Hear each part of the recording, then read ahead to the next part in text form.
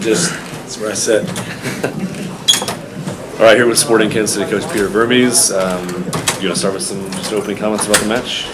Yeah, it's obviously this is a competition that we've been waiting for 2 years since we won the U.S. Open Cup when we qualified.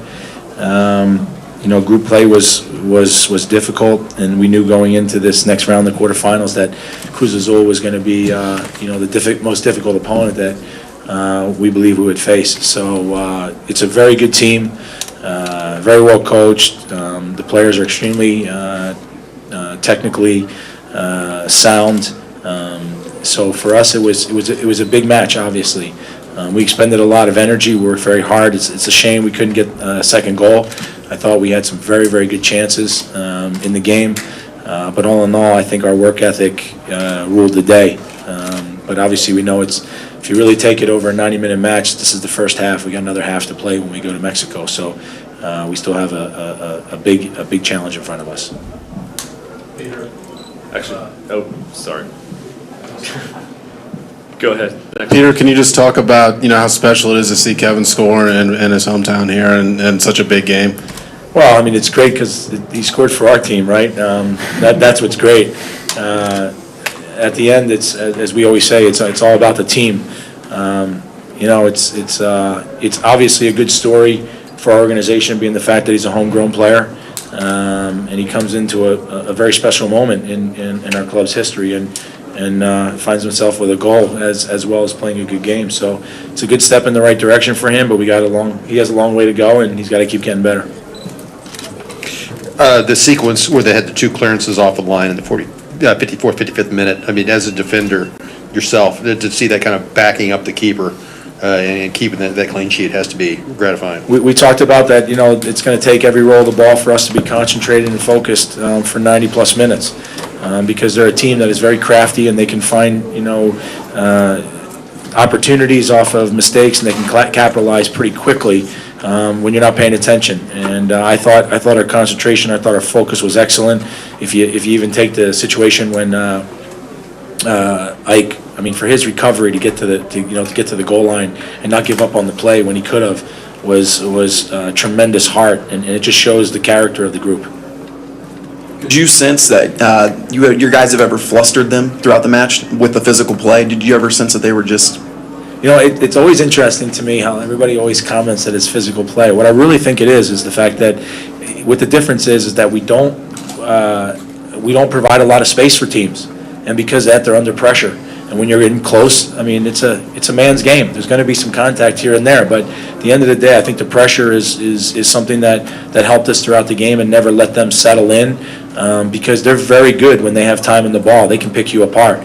And again, to be able to do what we did for 90 minutes this early in the season, being that our second game and coming off of a game 3 days ago, tremendous effort by the guys. That's what it means to be sporting fit. Second row here, red polo, red Jayhawk polo. What do you expect to see in the second game?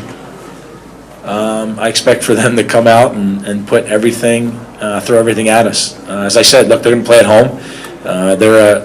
As I say, they're a very good team. We know them, obviously. We knew them before we came into the game. We knew them well. We know them a lot better now.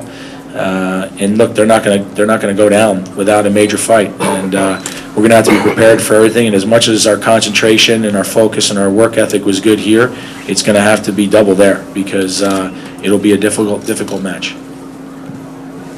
Just wait for the mic to get to you. She'll grab it. Hey, Coach. Dan Moreno from UNews at UMKC.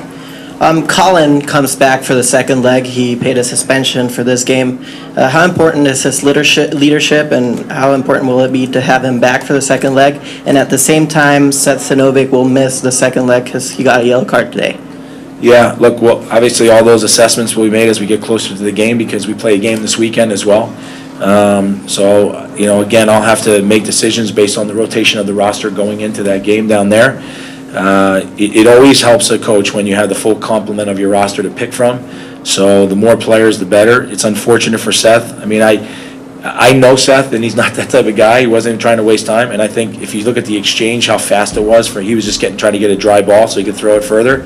It's unfortunate, but, those are all learning lessons, for a guy like him going forward. But at the end, we'll make an adjustment, and I know that, the guy that we put out there will give us a great effort. 2 more questions starting here. Peter, when did you decide that Kevin was going to start instead of Chance at right back? I can't tell you that. You can't tell me. Because if I tell you that, then you'll think I'm lying to you, so I can't tell you. Now, with the game that he had tonight, obviously confidence in him going into that second leg with Seth out on the yellow card? Well, again, honestly, I'm not sure who's going to start for for that following game, the next match Wednesday, because the next most important match for us is Saturday. So that's our next game. We'll decide after that. We'll take assessment inventory of the guys where they are physically, and then we'll have to make sure that we're doing the right thing by the team and giving us the best chance to go there and give the effort that we need. One more here. Peter, what does it mean to not allow a road goal, especially going into the second leg? Yeah, it's tremendous. We talked about that this week, and we said how the league has the new rule going into the playoffs that away goals are going to count. So we had talked about how important it was to get a clean sheet here at home. I'm happy for Kronberg as well because first off, he's made some good saves in the game, but he deserves one in Seattle as well. So it's important to us going down there that we have a clean sheet.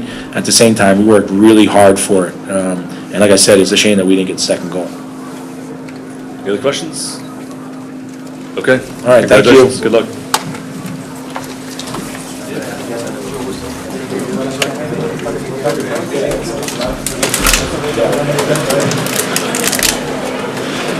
little bit interesting occasionally.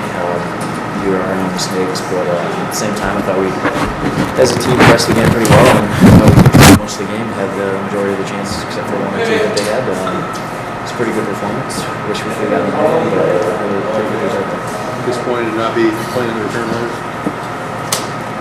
You guys saw the tape. Talk about Kevin's game tonight. He did well. He did really well. He was confident on the ball. Very strong defensively, organized defensively, and obviously a great goal. It was a huge game for him. See him in training every day. People were surprised when people in the lineup tonight. And question, what's going to happen. You guys are training every day. Not surprising at all. Yeah, he's obviously a talented player. He's got all the capabilities. He's very physical, very athletic. It's just getting repetitions in that position. It's definitely not his. Growing up, he wasn't playing outside back. It takes time to learn the position, and I think he's growing every year and obviously making improvements. Talk about his team's depth at the takeoff. That George Sean was like Champions League in the first match of the season. Yeah, the guys have stepped up really well. We've got a lot of, like you said, depth at a lot of different positions. And, whether they're starting the games or whether guys are coming in off the bench, everybody's making a big effect on the game. So that's huge for us. How'd that make you